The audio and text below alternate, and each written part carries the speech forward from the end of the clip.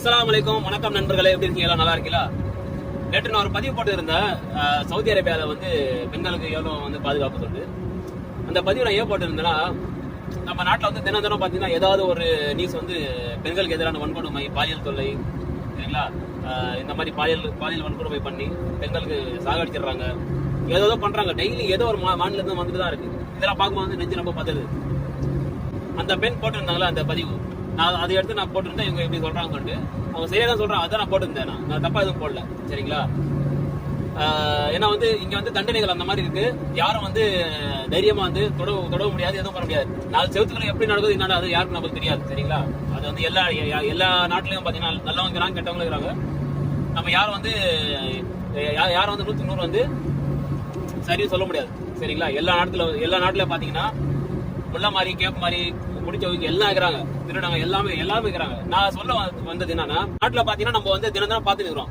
ஏன்னா வந்து ஸ்கூல் படிக்கிற பெண்கள் யாரையும் விடல. அன்னைக்கு பாருங்க, அந்த ஸ்டேஷன்ல ஒரு லேடி உட்காந்து டீச்சர், அவங்க பக்கத்துல போய் தைரியமா உட்காந்து ஆபாசமா பேசிக்கிட்டு அப்புறம் பாத்தீங்கன்னா சைனா எடுத்துட்டு போய்க்கிறாங்க.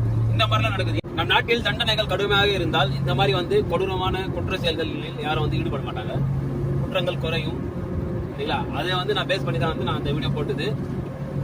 அப்புறம் பாத்தீங்கன்னா நீங்க கமெண்ட் பண்ணிக்கிறீங்க, நிலோபர் உவைஸ் 6757 யாரடா சொன்னா சவுதி சேஃப்டி, நல்ல மரியாதை.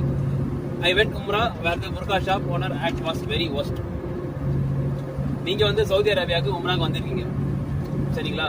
உங்களுக்கு வந்து ஏதோ ஒரு புர்கா கடையில உங்களுக்கு வந்து ஏதோ ஒரு கசப்பான அனுபவம் வந்து நடந்திருக்கு. புர்கா ஓனர் ஷாப் வந்து உங்களிடம் எப்படி நடந்துக்கிட்டாருன்னு அது எனக்கு தெரியல. அதை நீங்க தெளிவாக எதுவும் சொல்லல. நான் அதுக்காக வந்து கண்டிப்பா நான் மனு மருந்துக்கிறேன்.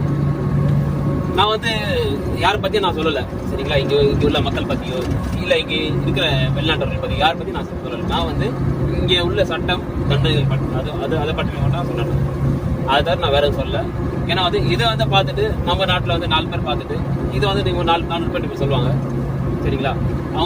அவங்க வந்து அதை புரிஞ்சுக்கிட்டு நாளைக்கு அவங்களும் வந்து இந்த மாதிரி வந்து கோரிக்கை வைக்கலாம், சரிங்களா? இப்போ ஆல்ரெடி வந்து எல்லாம் இப்படிதான் சொல்லிட்டு இருக்கிறாங்க, தண்டனைகள் வந்து கடுமையாக ஆகுங்க சொல்லிட்டு, சரிங்களா? நான் அதை பேஸ் பண்ணி நான் போட்டேன். கடைசியா வந்து don't put unnecessary video just for வியூஸ்க்கு போட்டிருக்கேன். நான் வந்து வியூஸ்க்காக எல்லாம் அந்த மாதிரிலாம் போடுறதில்ல, சரிங்களா? வியூஸ்க்காக போடுறதுனா நான் ஏகப்பட்ட வீடியோ இருக்காது அந்த மாதிரி போடுறதுக்கு. அதுக்காக நான் வியூஸ்க்காக எல்லாம் போடுறதில்ல. நான் வந்து ஒரு சமூக அக்கறையோட ஒரு அவேர்னஸ்க்காக தான் நான் போட்டேன், சரிங்களா? நம் பெண் பிள்ளைகள் வந்து பாதுகாப்பாக இருக்கணும், நம்ம பெண்கள் பாதுகாப்பாக இருக்கணும், அதுக்காக தான் நான் போட்டேன். வேற எதுவும் நோக்கம் கிடையாது, சரிங்களா? உங்களுக்கு தப்பா எதனா அந்த மாதிரி தெரிஞ்சுன்னா மன்னிக்கவும். நன்றி. அஸ்ஸலாமு அலைக்கும்.